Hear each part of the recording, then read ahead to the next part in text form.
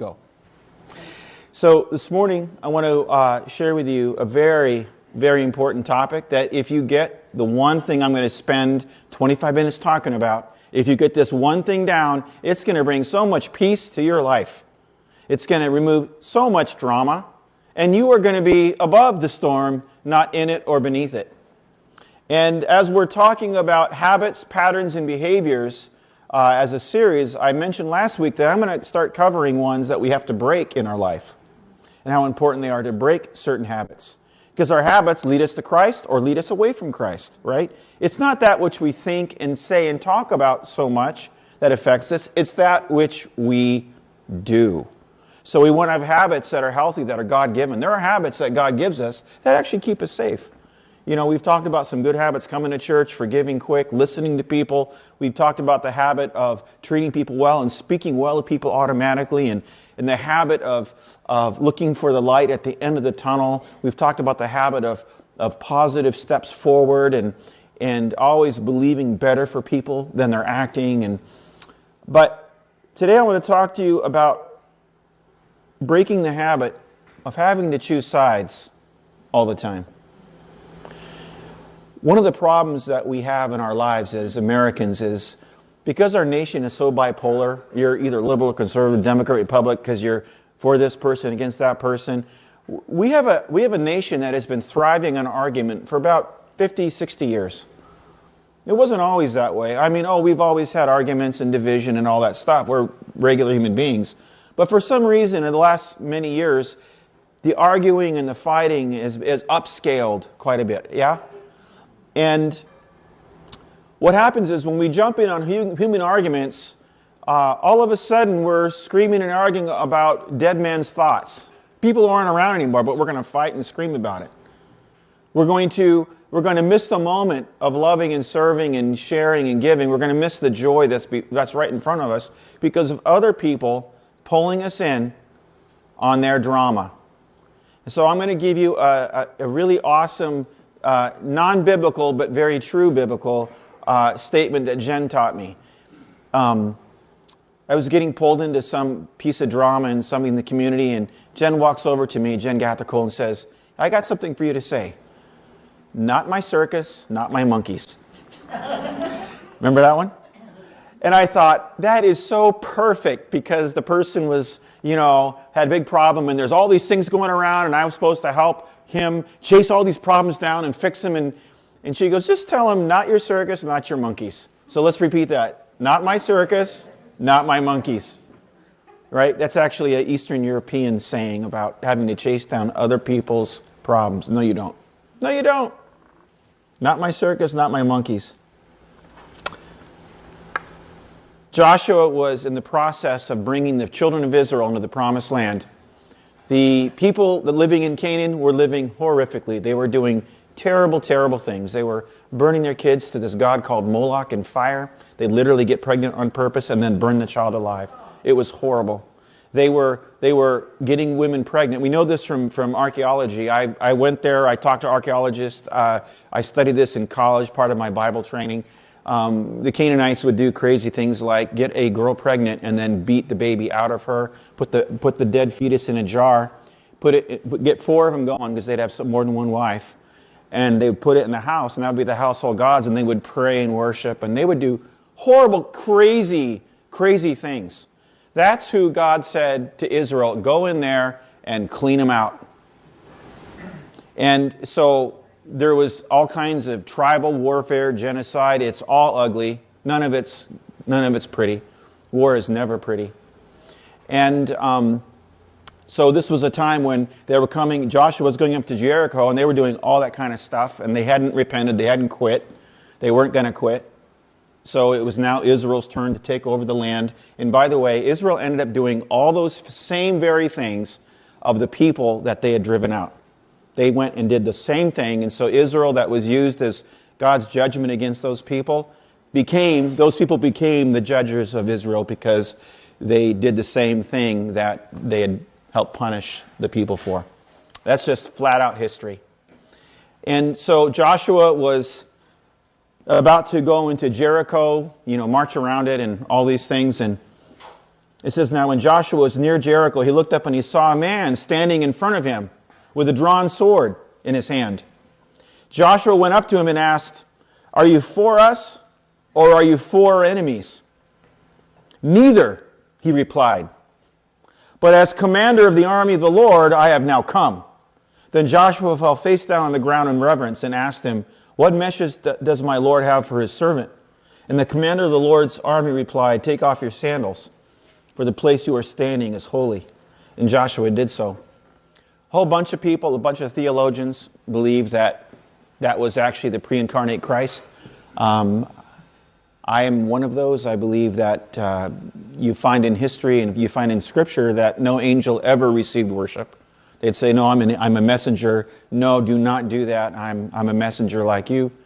But this one received, and commander didn't mean like we think of military authority. It meant I am in charge of all the armies of, I'm the commander-in-chief of the armies of heaven. So we kind of believe that was Jesus. It'd be nice to get to heaven and find out. But we will find out. The lesson from this little verse is religious people always believe that God is on their side. It's part of being religious. It's part of wanting to justify our behavior or being right under difficult circumstances. And as I read that verse, it's a kind of a life theme for me to look, because as I grew up and learned, I was very bipolar in my opinion. This is good, this is bad, that's not good, that's not bad. I grew up in our education system, which creates bipolar people. Not just mentally, although it does that too, but it creates people who are sometimes incapable of backing up and seeing the whole picture. People who are in arguments do not have time to use wisdom and consider their way carefully, because you get emotion and rage and anger and bitterness. All of a sudden, you're into fight or flight survival, and you're going at it, and you're missing the big picture. But religious people, many people, always somehow think that God is on their side even when they're wrong. And the truth is, this verse says, hey, I'm not on anybody's side. You need to be on my side. You see, we don't want God on our side. We want to be on His side. And what is His side? God's side is, for God so loved the world. And you read Revelation, and you see that, and I saw a throne, and I saw the 24 elders, and there were crowds, and there was uncountable people, clouds of witnesses, and there were men and women and children from every tongue, every tribe, every culture, every people group in heaven. You know why? Because God so loved the world.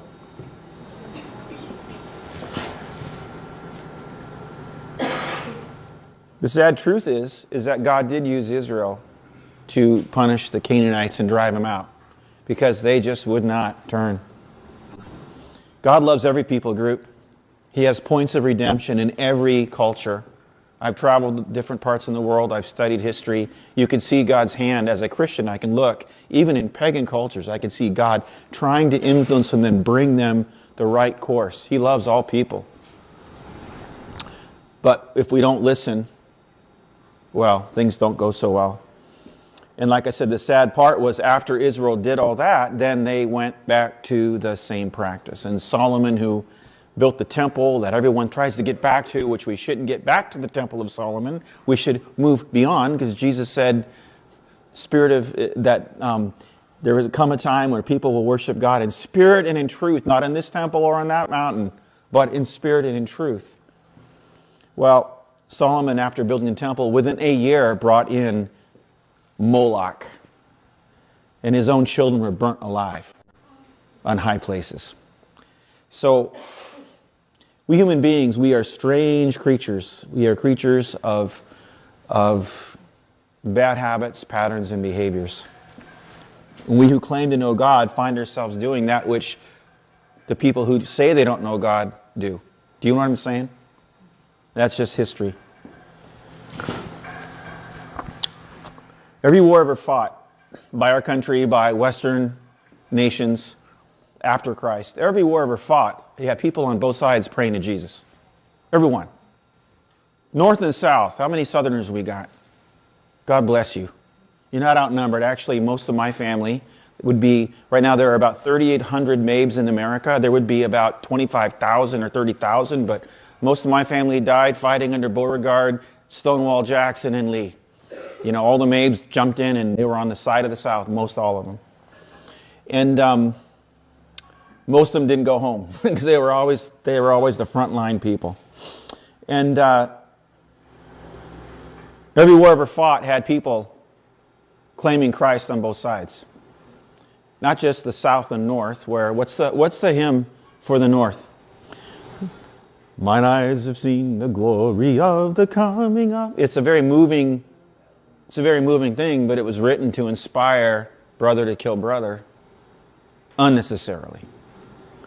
And so in World War I, when the Habsburgs were fighting with all the various European factions that got into this war, that ended until we jumped in. And as soon as we jumped in, World War I got extended further, and more cost happened.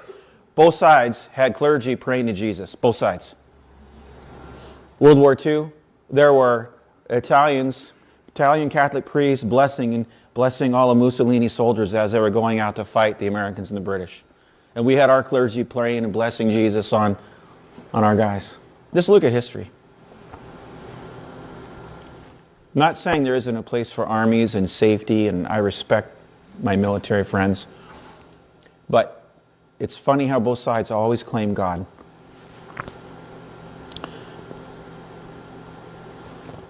During years prior, my family is Scottish and English, mostly Scot, although they became the king of England. There were what we call the Scottish clan wars. Anybody know a little bit about that? What was the Scots' primary weapon? Anybody? Claymore? You know what big claymore or sword, right? So prior to the influence of St. Patrick, who we're going to celebrate coming up in that whole region, the Scots, the clans would get together with their druids, and each clan would attack a clan, and the Campbells hated the McClintocks. The McClintocks hated there was just the Scottish clans would war and tribe against each other, and they always had a druid priest backing their faction as they would go to war, and that guy would fight as well.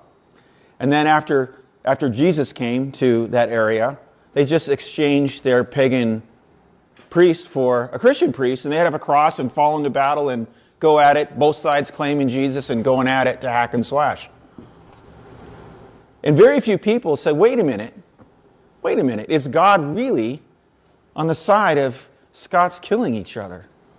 Then it just got bigger, and when Cromwell invaded Ireland and just literally genocided literally half of it, and then shipped Irish slaves over to the New World, most of our Irish people in Boston and different parts of the New World in Spain was part of that giant disbursement of Irish slaves that Cromwell did in the name of Jesus, in the name of God, right? You just look at this whole thing and you go, wait a minute, is God really on the side of this? Just because the person won, does that mean God was on their side, right? We got to be careful about choosing sides. I want you to come up with me to a higher level. We are on planet Earth, but we serve a kingdom called the kingdom of heaven, right? I want you to come up and step with me into heaven, where you are hugging and holding people of every culture, every time, of every creed, who love the Lord Jesus Christ, and they are your brother and your sister. Heaven has no room for tribalism, for culturalism, for racism, for separation, because we're all God's children, yeah? We're made in God's image. Now, is there a time for conflict and safety and boundary? Absolutely, no question. I'm a gun guy. I'm not anti-violent. I think there's a place for violence. Bad guys got to come down. Somebody say amen to that. I'm a man. I have no qualms about there are times to set boundaries with people. You come into my house and you try to harm my daughter or my wife, you will be, I do amazing funerals for people, and you will be one. There is a place for that. I just think that me and the Lord get to choose that place. I don't let anybody else choose that time for me. We can't choose sides because it nullifies the gospel, it nullifies the power of God. There's no quicker way for you to lose your peace than to get pulled into other people's conflicts. Jesus nearly lost his entire ministry on one event. But because he had walked with the Father and he had wisdom, he avoided the quickest trap that would have shut him down the first year of his ministry. It would have destroyed everything. And here it is. Ready? Jesus was talking to the crowds. The Pharisees and Sadducees did not like him at all because he was stealing their thunder. And the whole nation started following Jesus. And so it says, keeping a close watch on Jesus, on him, they sent spies who pretended to be sincere. Don't you just hate it when people pretend to like you? And they have an agenda? Isn't that just awful? Oh, we're friends. And you feel like, wait a minute, you want something. Well, they pretended to be sincere so that they might hand him over to the power and authority of the governor, meaning, so the spies questioned him, Teacher, we know, they're buttering him up, we know that you speak and teach what is right, and that you do not show partiality, but teach the way of God in accordance with the truth. Is it right for us to pay taxes to Caesar or not? Right there, that one question. Everything in Christ's ministry, whether it lived or died, moved on beyond this moment or not, was determined right then. It said he saw through their duplicity and said to them, show me a denarius, show me a Roman coin. Whose image and inscription are on it? Caesar's, they said. He said to them, then give back to Caesar what is Caesar's, and to God what is God's. You know, he did not answer their question, did he? He took it to a higher plane of existence. He didn't jump in to that argument. Do you know why? Because the Sadducees and Pharisees did what we learned to do as colonialism. They were playing both sides against each other. The Sadducees and Pharisees were allowed to be here because Rome represented the invading force that everybody hated, and they were doing terrible things to the Jews, really terrible things. And then Rome allowed a guy named Herod to be part of to be a puppet rulership as a Jew, but he wasn't really a Jew. He was more of a Phoenician or a Philistine or an Idumean. That's all the same people group. And so the Pharisees and Sadducees sat in between, and whenever they wanted the Jews on their side, they said, we're here to protect you from the Romans. And whenever the Jews didn't like them, they'd go back to the Romans, say, protect us from the Jews. And they were playing both sides against the middle, and they were drawing it from the top. They were making money on both sides. During World War II, there were American corporations that had headquarters in Switzerland, and they would make money selling war material to the Allies and make the same money, gold, selling war material to Hitler. So they were playing fact. So they were playing both sides against the middle, profiteering from the actions. So Jesus had a moment, and if he had said, listen, the Romans, they're occupying, it's wrong, they're wrong, the Jews would have loved him, but then he would have been grabbed and been gone by the Romans. And if he had said, no, the Jews have messed up, our nation is in sin, the Romans are here because God allowed them to punish us as we punish the nations before us because we did the same thing, he could have said that. They all knew it. You know what would have happened? He would have lost his entire ministry because he would have got drawn into that argument. And there was truth, and there was good and bad, truth and injustice on both sides of that situation. It just was what it was, right? He avoided it. Billy Graham said, taking political sides is a trap. And he knew because he fell into it. I actually respect Billy Graham so much. Does anybody here respect Billy Graham's ministry? What an amazing man. Early on, what happened with him was he started evangelizing and teaching, and people got saved, and he became famous in his region and began traveling. And pretty soon there was a governor who wanted him to come and and talked to him, and he went to the governor's office, and I don't know whether the governor was a Democrat or Republican. It doesn't really matter. The other side said, "Oh no, you're talking with the enemy. That person's not even a Christian." And then later on, as Billy Graham became just his ministry expanded, every president invited him to come to the White House, and it was so funny because every year that Billy Graham would go to the White House, the other side, whether they're Democrats or Republicans, say, "What are you doing?"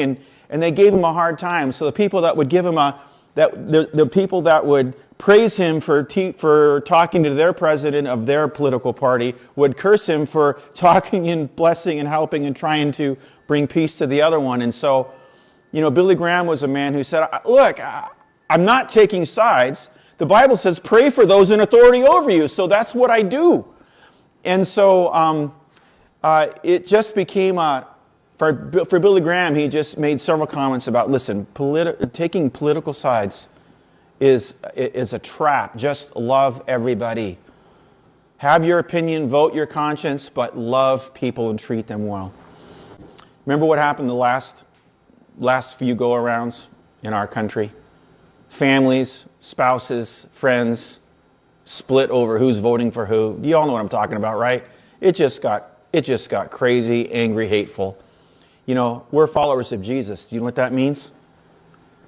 We get to love everybody on any side, and we don't have to be on anybody's side. We can have our opinion, we can vote our conscience, we can do all that. If you want to know my ideas of politics, have coffee with me. We'll talk as friends, and we'll be friends afterwards, even if we disagree, because we don't have to be on anybody's side. Jesus knew better than to take sides in that. Last go around, some of you know I got invited to open up a televised presentation for our current president, and so I did. And that was my perspective. If people I did not vote for as president in the past several cycles had asked me, I would have showed up and I would have prayed.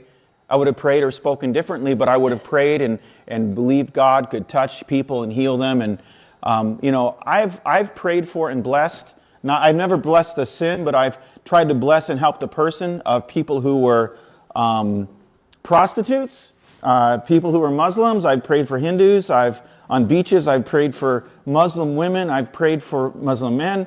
I have tried to feed people of different religions. I have did leadership training in Africa. I didn't ask everybody what their religion was. I said, I'm a follower of Jesus, and I want to tell you I love you. Here's how to have a good family. Here's how to grow crops. Here's how to create a business that works, and you pay your employees and treat them well. I just blessed and honored everybody, and out of those, some of them came to Christ. It's just what we do for everybody. To be a follower of Jesus is not to be a Republican. Yeah, I said that. To be a follower of Jesus is not to be a Democrat. These are not our arguments. We are above that. To be a follower of Jesus is to love everyone. It's to value everyone. You don't have to agree with people's sin. There's sin in both camps. All we like sheep have gone astray. As a church, Hope Chapel, we're going to be above this whole thing. We're going to love people on both sides, and we're going to dial their fires down during the election cycle. I want a united country. You say, oh, it's not going to happen without Christ. Right, we are Christ. We are Christ to our country. We love people. We don't have to have the habit of jumping in on other people's arguments. Oh, it's easy to do. I do it. How many of us here find it very easy to jump in on those arguments? Yeah, you know what? I got my own drama in life I could barely deal with. I don't need to deal with all yours or anybody else's. Here's another one. When families or friends are having a dispute, they want to pull you in. They want to rock your world and take away your peace. Jesus is walking along. He survived that test. Later on, here comes another one. Someone in the crowd said to him, "Teacher, tell my brother to divide the inheritance with me." And Jesus stopped and he thought about it. He says, all right, tell me your story. Okay, you tell me yours. You better give your money to him because you're not a good person until you need to stop stealing. And by the way, we're going to get some other people and we're not going to let you stop doing this until you give them the money. Oh, wait a minute. That didn't happen, did it? What did Jesus say? He said, man, who appointed me a judge or an arbitrator between you? Then he said to them, watch out and be on your guard against all kinds of greed, because a man's life does not consist in the abundance of his possessions. You see, this man thought Jesus was coming to give him justice. Well, let me tell you, any human being that gets justice is a grease spot on the ground. Because true justice would be that. Jesus did not get pulled into somebody else's family squabbles. Now, you know what we think? We think as people, we think, wow, let's see, I've been stolen from and I don't want that to happen, so yeah, I'm with so-and-so. And all of a sudden, you find yourself on their arguing for them, and you know what happens? You've just lost your way. Now you're back to what is the Southern Families feud? What's their name? You're back to the Hatfields and McCoys. Do you know everybody that moved into the region of the Hatfields and McCoys were almost forced to take one side or the other? It wasn't just Hatfields and McCoys that went down. It was all their drinking buddies, their friends, the cousins they married, the girls they were dating. If you were with one, you could not be with the other. When I was in Africa, that's exactly how it was in the northeastern part where I wasn't supposed to go. It's just how it was. You could not preach and teach in one village and go to the next. Oh no, you were with them. No sides.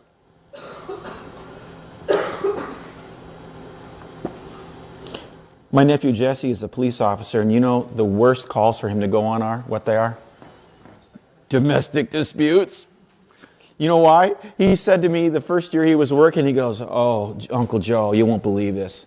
I said, tell me. He goes, man, I walked into one, and, you know, the guy had hit the girl had hit the guy, and one of them had a black eye, so I walked in, and I said, yep, okay, this is what happened. They admitted to me, all right, you're gonna get 3 days in jail, you know, you can't hit your husband, lady, or your wife, sir. He did it more than once. And he goes, and the next thing I knew, the one that called the police and asked for help was beating me up and trying to jump on me and say, let go of my husband, you're not arresting my wife, what are you doing? And he said, lady, I'm protecting you, sir, I'm protecting you, and it's the law. You're not touching my wife, boom. He said, with domestic dispute, he goes, there's just crazy written all over the place and you're just not going to help him. Well, there is a way to fix families, and there's a way to fix that, and it's just called repenting.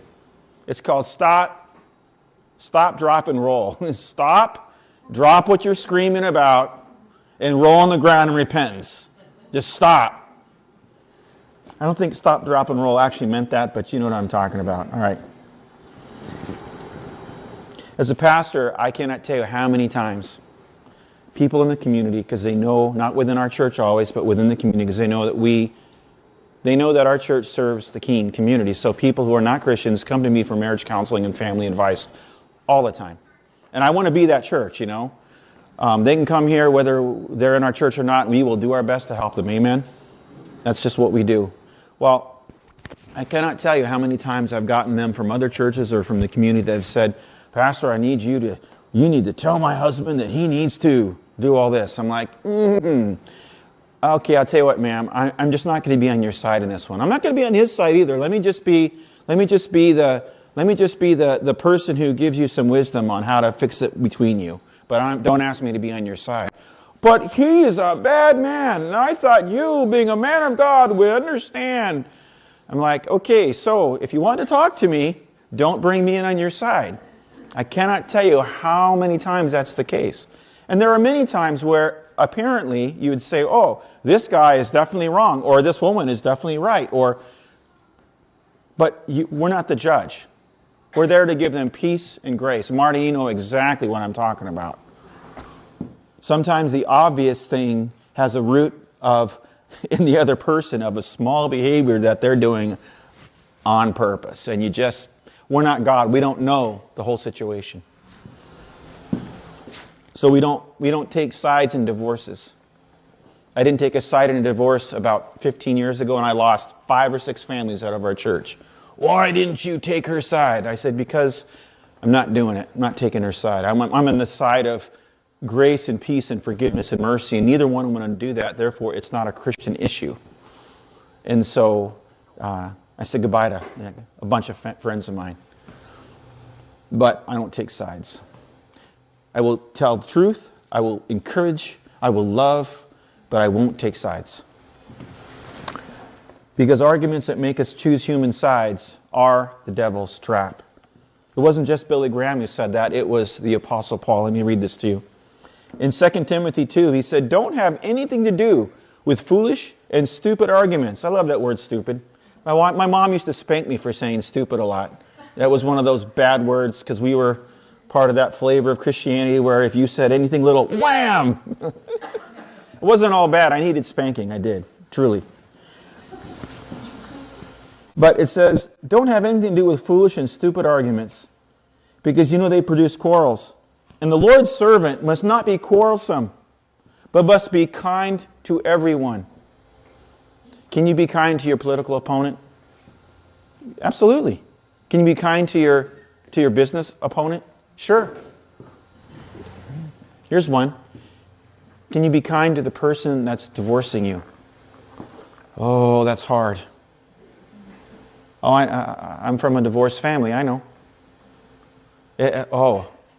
But the Lord's servant must be kind to everyone. Able to teach and not resentful. You know, the problem is when we've been hurt and when we see things that are similar, when we've gone through some unfair pain and we see someone else, we want to get on their side because we want to give some payback for what we experienced, right? There is some payback time here. Well, but the Bible says the Lord's servant must be kind to everyone and able to teach and not be resentful. I want somebody to tell me how to do that. Because you know, the truth of the matter is a lot of our political and our marital discord and all the other stuff we're doing, it's really coming out of a heart that we are so resentful for that which has happened to us. Is that true or not? And that's where Jesus needs to get in and heal us. Oh, I mean the Christians. I'm talking about the church. We need to get healed at the very core of our being. Because our resentment for the unfair things in our life comes out in our arguments and jumping in on sides, either marriages or politics or nationality or just pick one. Doesn't matter. Just doesn't matter. We got to let God heal our resentment on the inside. Some of you have been through some very unfair things and you want to see justice and see run around trying to help people out of your sense of justice, and that is not how things get fixed. You actually become, if you're the person who decided you're going to be the superhero and you're going to try to save everyone around you, you have just become the problem. Because you know what? There's a Savior of the world. There is a superhero. His name is Jesus Christ. And He is meek and He is mild. Oh, He'll kick over tables, get a whip, and tan your hide. He will do all those things. But He is meek and mild, and He knows what to do. And what to do is not jumping in and punishing other people for what people have done for you and to you. Wow, that's really deep, isn't it? That's a deep well.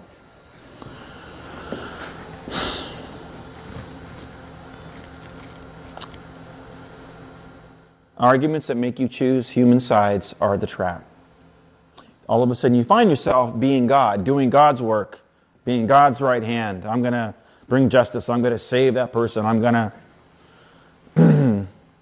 We get to help do all that. We do get to save people. We do get to shelter women who are being abused. We do get to, I'm the guy that gets called the divorce pastor sometimes because I don't think we should save every marriage. Every marriage isn't a marriage.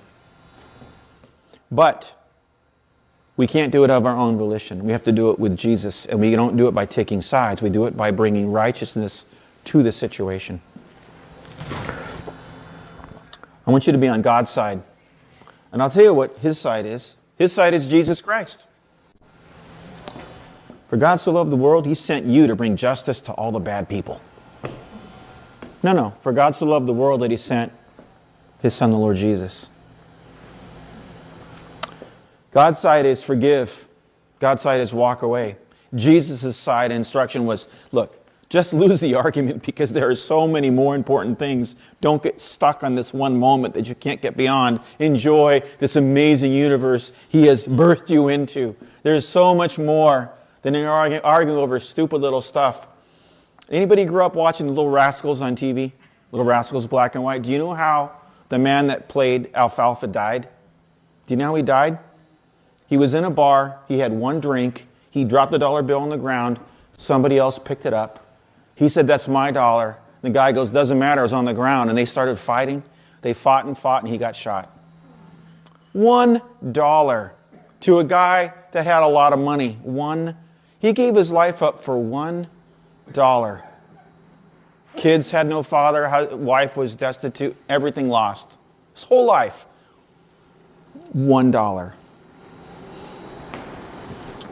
Jesus said, you have heard it said, eye for an eye and tooth for a tooth, dollar for a dollar. It's important. No, it's not. But I tell you, do not resist an evil person.